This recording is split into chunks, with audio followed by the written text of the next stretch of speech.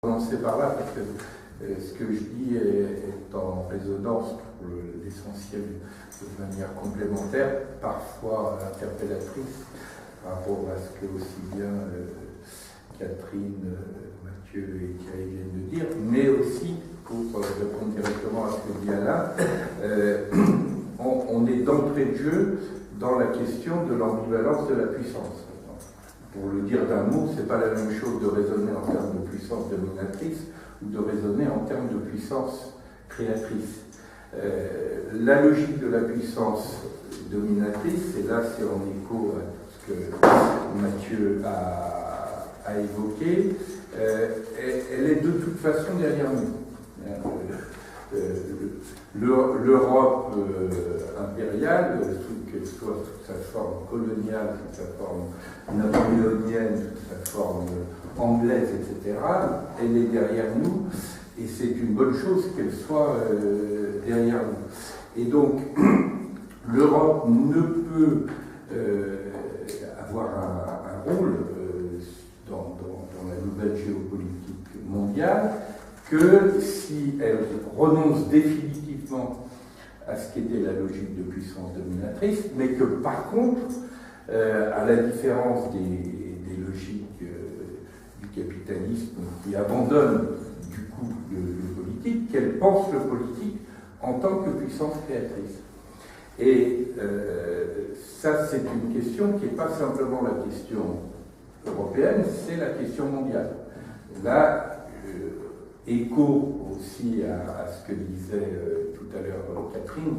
quand elle disait « moi je me pense citoyenne du monde, mais il faut bien commencer par quelque chose ». Et je défends l'idée paradoxale qu'il est plus important de commencer par le planétaire pour revenir sur la question européenne que de faire l'inverse. Parce que quand on fait l'inverse, on ne dépasse pas la question de l'Europe puissance et de son ambivalence, et dans le meilleur des cas, soit on reste à l'Europe puissance, mais sans les moyens de la réaliser, c'est en écho aussi à toutes les difficultés que tu évoquais, et les rares fois où on la réalise, elle est contradictoire avec les grands défis auxquels est confronté l'humanité. Je sentais que tu allais relever ça et je répondrai plus tard. Voilà. Et donc je plaide, et là d'une certaine façon on lie la question du rapport entre la nécessité et la question de l'idéal. Du point de vue de la nécessité, l'Europe aura de moins en moins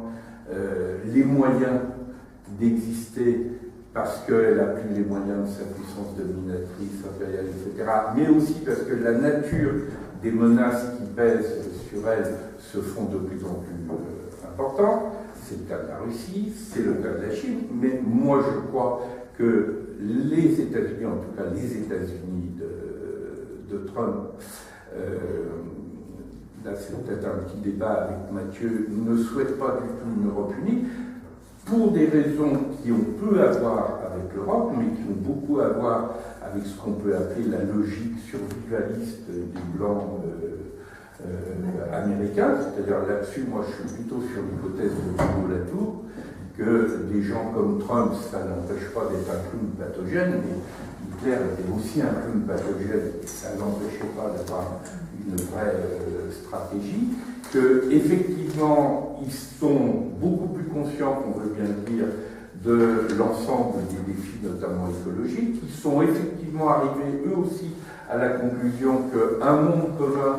n'était pas possible, sauf que comme eux ne veulent pas renoncer à leur mode de vie, de domination, etc., la conséquence qu'ils en tirent, c'est qu'effectivement, le monde commun, il ne se fera pas à 9 milliards d'êtres humains, et qu'il faut être du côté de ceux qui, à la suite de guerres, de catastrophes diverses, etc., survivront. Et dans cette logique-là, le monde blanc américain, donc, qui est en lutte contre deux tendances très lourdes, qui est la tendance du métissage et la tendance de la féminisation, est prêt à mener des batailles d'une extrême brutalité parce que de leur point de vue, c'est vraiment la fin de leur monde. Moi, j'en étais très frappé quand quelqu'un comme Éric Zemmour, qui représente bien cette vision, avait expliqué dans son livre sur le suicide de la France que la loi sur l'autorité parentale était le moment clé du déclin d'un pays comme la France. Ça en dit long sur la représentation qui se font dans leur propre monde et la brutalité qu'ils sont prêts à avoir à mettre en œuvre. Donc, dans les raisons de nécessité, moi je considère, en tout cas que par rapport à la politique Trump, le retrait américain, la menace américaine, comme une des formes des menaces qui pèsent aujourd'hui sur la démocratie, au même titre que le capitalisme autoritaire chinois ou la menace poutinienne, sont des éléments qui plaident du côté de la nécessité. Mais si l'Europe veut s'appuyer sur cette nécessité pour en même temps exister, nécessairement, elle doit prendre en compte l'autre question qui est le rapport à l'idéal, et le rapport à l'idéal, il est celui des différents défis planétaires. Et Alain disait à juste titre, l'un des intérêts de ce questionnement, c'est qu'elle oblige chacun des peuples, des pays, des États-nations à une auto-analyse, mais l'humanité elle-même est dans une situation d'auto-analyse. Parce que c'est aussi l'humanité elle-même qui est confrontée à la question de l'incapacité du point de vue de la nécessité de poursuivre son vivre ensemble sur les bases actuelles. Là, on retrouve évidemment les échos des débats évoqués par Thierry sur le fait que le modèle économique et énergétique croissantiste est totalement incapable d'assurer le vivre ensemble de l'humanité, que évidemment c'est pas non plus les modèles populistes de repli identitaire qui sont capables de les assurer, et que là aussi la question du rapport entre la nécessité et l'idéal pose à l'humanité la même question que celle que Alain nous propose de poser au niveau européen, qui est la question de la République terrienne. Alors dit comme ça, on dit là, c'est encore plus délirant et utopique que la question de la République européenne. Moi, je prétends le contraire. Je dis la nécessité de penser une République terrienne si on veut éviter de se retrouver dans une situation de type collapsique, pour utiliser des termes chers à nos amis Pablo Servigne, etc., que pour l'ensemble des raisons des différents types d'effondrement. Là-dessus, on a l'embarras du choix sur tous les types d'effondrement possibles, dont un certain nombre d'entre eux ont déjà commencé. Donc, si l'humanité veut être capable de continuer sa course, elle est amenée, pour des raisons de nécessité, à se poser les questions du vivre ensemble sur une planète Terre et donc des formes politiques de ce République ensemble. Pour ne donner qu'un seul exemple, on aura besoin d'une politique d'aménagement du territoire mondial. Quand on sera dans une situation où la question de terre inhabitable deviendra une question de plus en plus cruciale, à cause de la montée du niveau des eaux, à cause des zones caniculaires, etc. C'est tous les chiffres qu'on connaît. À 4 degrés, vous avez déjà 1,4 milliard d'habitants de la Terre, au bas mot, qui se retrouvent dans des terres inhabitables. Donc, la seule alternative aux logiques de chaos, de catastrophe, de guerre civile mondiale, etc.,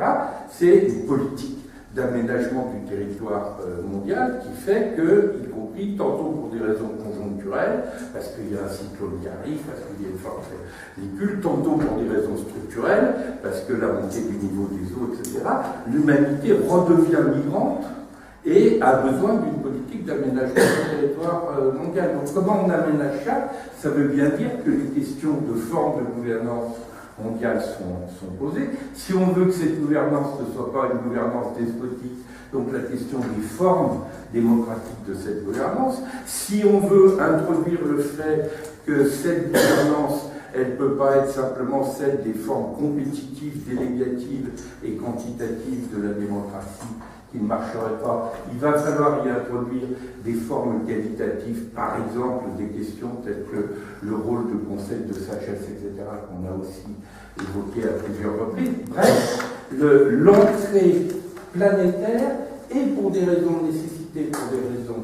d'idéal, nous conduisent aussi à poser ce problème-là. Et alors, à ce moment-là, et je termine effectivement sur ce point, en écho à la dernière question évoquée par Alain et Thierry, si on revient sur l'enjeu européen et l'enjeu d'une République européenne, mais d'une puissance créatrice qui répond à la question de quelle Europe le monde a-t-il besoin, alors évidemment, on va retrouver la question énergétique, on va retrouver les questions de lutte contre non seulement les règlements climatiques, mais les problèmes de biodiversité, etc. Mais on va effectivement trouver la question de la défense. Hein, c'est-à-dire quand on pose la question radicale du politique, qui est la question de la défense, on la pose à l'échelle planétaire. Si on pose la question est-ce que l'humanité est menacée de destruction, la réponse est évidemment oui, mais est-ce qu'elle est menacée de destruction comme les cités-États, les empires ou les nations se sont posé la question en disant on est menacé par des puissances extérieures, des barbares, des étrangers, etc. La réponse est évidemment non. L'humanité n'est pas menacée par des barbares ou des ennemis extraterrestres. Elle est menacée par sa propre barbarie intérieure. Et retour sur la question de l'auto-analyse du rapport à l'humanité elle-même. Mais ça change tout la question même du politique. Parce que si l'enjeu, par exemple, de ce que serait un ministère de la défense de l'humanité qui va évidemment pas permettre à l'humanité de se défendre contre sa propre barbarie intérieure en la menaçant d'une destruction par un hiver nucléaire, il faut dire que là, évidemment, il y a quelque chose qui déconne complètement, à ce moment-là, la nature même d'une politique de défense change, puisqu'à ce moment-là, va répondre aux différents secteurs de la défense, va dire l'humanité est menacée par la destruction de ses écosystèmes vitaux, donc les questions écologiques et énergétiques font partie de la politique de défense. L'humanité est menacée par la fracture sociale mondiale et la pauvreté qu'elle inclut, par les 30 000 milliards de dollars des paradis fiscaux, etc., etc. Et à ce moment-là, le fait de dire, puisqu'à l'évidence l'Europe, pour des raisons de nécessité, est obligée de se poser cette question de la défense, à ce moment-là, si l'Europe se dit de quelle défense nous dotons-nous qui soit cohérente avec ce que serait une défense de l'humanité, ben, on tombe évidemment sur le fait que c'est certainement pas ni par la forme nucléaire, surtout que la forme nucléaire française, elle est particulière, c'est la pire de toutes, puisque la France, n'ayant pas les moyens d'une miniaturisation dans ses armes nucléaires, elle est restée à la dissuasion dite du faible au fort, qui dit comme ça à l'air d'un côté sympathique David Goliath, qui est en pratique est absolument terrifiant, parce que c'est de la dissuasion anticipée. C'est-à-dire on continue pour prendre en otage les cités des adversaires. Donc c'est vraiment la voie directe vers le crime contre l'humanité, la dissuasion française. Et à ce moment-là, poser la question d'une défense européenne qui soit cohérente avec la question mondiale, c'est évidemment s'engager effectivement dans la logique de puissance, parce que là, c'est pas du tout l'abandon du politique, c'est au contraire la pleine montée vers le politique dont nous avons besoin, mais c'est à ce moment-là une logique de puissance créatrice. Alors, évidemment, à la clé de ça, il y a un certain nombre d'éléments très concrets qui en découlent, parce que, par exemple, le partage, la réforme du Conseil de sécurité, le partage du rôle de la France au Conseil de sécurité, ça serait cohérent avec ça, et la crise de l'OTAN, et le fait de dire, prenons acte de la fin de l'OTAN telle qu'elle a été pensée après la Seconde Guerre mondiale. Par contre, nous avons besoin de penser les éléments d'une alliance mondiale au service des droits humains, de la responsabilité écologique, de la justice sociale. Et ça, c'est bien un objet majeur de défense. Ça fait partie des choses qui pourraient être proposées dans le cadre de la coopération synergique évoquée. Bon, merci Patrick.